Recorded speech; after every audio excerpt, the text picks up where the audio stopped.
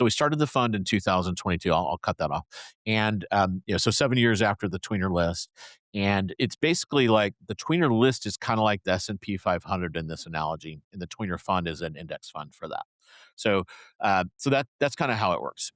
So it basically kind of, we identify the companies that previously in the triangle, now all in North Carolina, that are over $1 million in run rate or 10 people.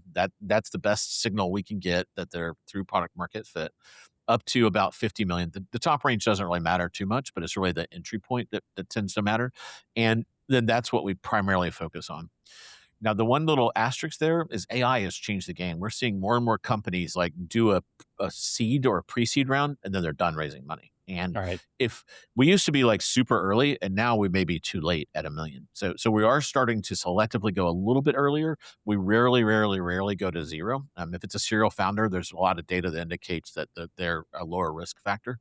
But we don't have that many serial founders because we're still a growing ecosystem. So